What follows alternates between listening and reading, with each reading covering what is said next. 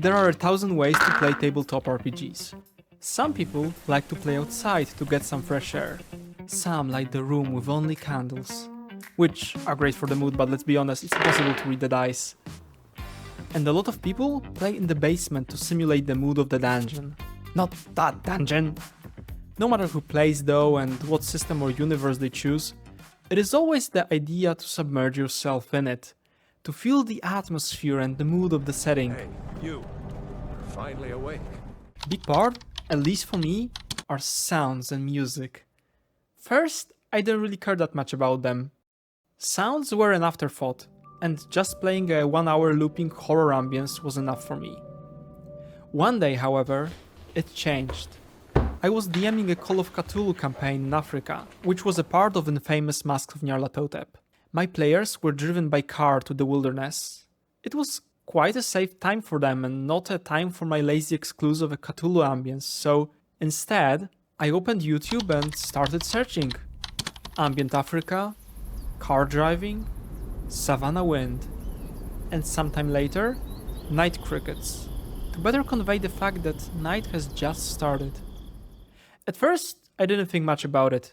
I liked the narrative effect those tools made, and it became another tool in my toolbox. From then on, every session was accompanied by at least 3 YouTube cards, constantly open, playing different sounds. They were still mostly 1-hour loops, but at least layering them gave me a way to be more precise about conveying to the players what was going on. Time passed though, and I didn't think much about it, didn't improve it or iterated on it. I thought it's nice, but not groundbreaking in any way. It was until we ended our 2-year-long campaign and discussed what we liked or disliked about it. It was then my friend told me that the best part for him were the sounds. And to be honest, I was stunned. You liked sounds the most? Not narration nor descriptions, not even cosplays I did just to accompany my characters? No. What he liked the most was the thing I put like 5 seconds of thought into. The 3 YouTube sounds layered on top of each other. It was an epiphany for me. Of course, sound would play a huge role in the tabletop experience. It is a crucial part of video games, where you can actually see things. So it must be like 10 times more powerful of a tool in tabletop. Since then, I've been sitting on the idea for some time. What would be the best way to play sounds during the session? I tried a few different things. I catered a YouTube playlist for sounds I would keep at bay. There is a lot to find there, but the problems are, for example, internet. You lose access to internet, you lose sounds. And trust me, there is nothing more frustrating than your battle music buffering in the climax of the fight. Not to mention getting an ad. Another option is to just download sound files and play them from your hard drive. But at least for me, the media player opens with some delay, every time. Furthermore, it very soon becomes a whack-a-mole of managing dozens of small windows, which also isn't the best experience.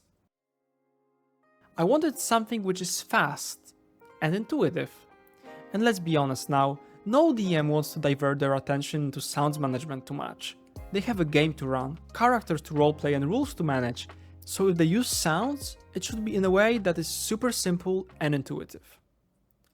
Welcome to Bard, a tool I've been making on Unreal Engine for the past few days. The idea is to create a sort of soundboard with a page-based layout. We can store different kinds of sounds on every page. When I want to improve on Bard and add, let's say, cyberpunk sounds, I can just add another page to the app. Let's talk about a single page.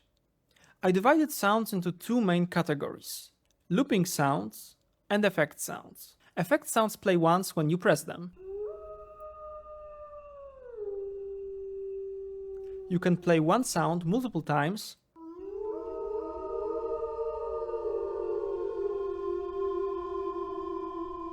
or play multiple sounds at once.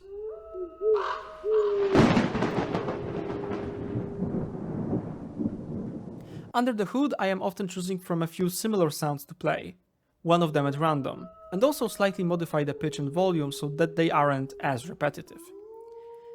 For now, there isn't much here, but in the future I want to add combat sounds and stuff like that, so that you can play the sound of a powerful attack during its description, for example. For now though, I focused on stuff to outline the world environment, such as Thunderstrike. And speaking of thunder, let's get to looping sounds. They are the bread and butter of Bard, and I'll tell you why. First of all, you can layer them on top of each other. Let's say your players are walking through the forest.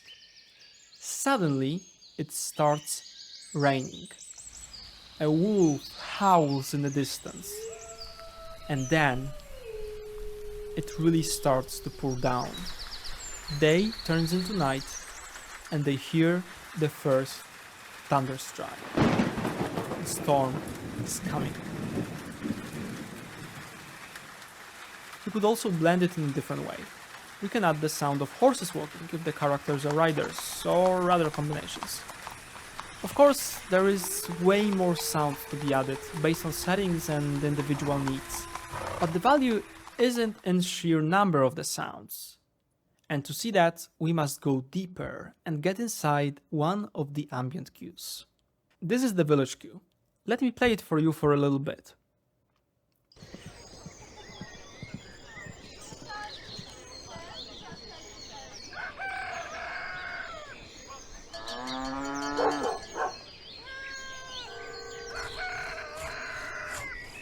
As you can hear, there are multiple things happening in the village constantly.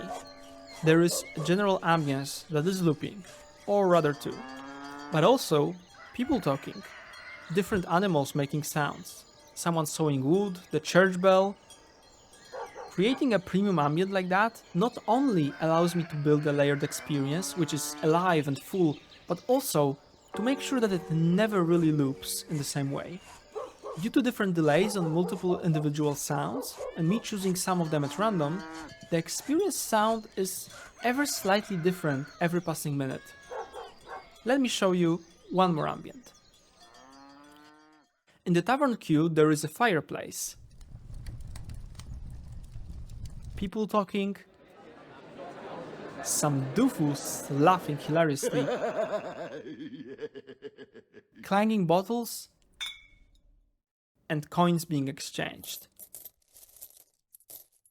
In full, it creates an experience like that.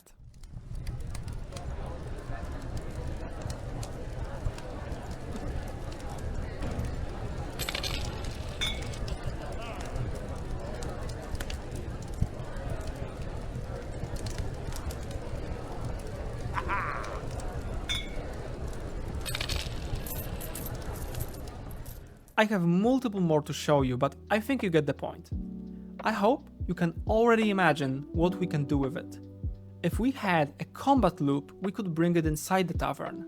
Then of course the tavern people could react differently, because there is a fight going on, so maybe we create an agitated tavern loop to account for this situation or something like that.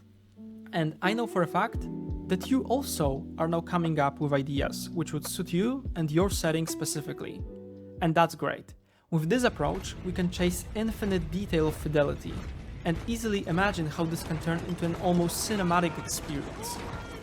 And even if you won't exactly get there, I think we can approach it much closer than with a 1 hour generic YouTube ambience. So, what do you think about Bard? It is a few days old, so it is a mere infant, and can be improved a lot. There is a feature to change the volume of individual submixes, but that's it for now in terms of features. I already got a request to build it for mobile, which I think isn't half bad of an idea.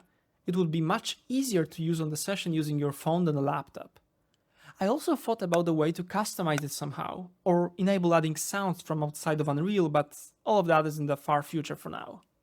In a few days, I will test it on a session with my friends and gather some more data.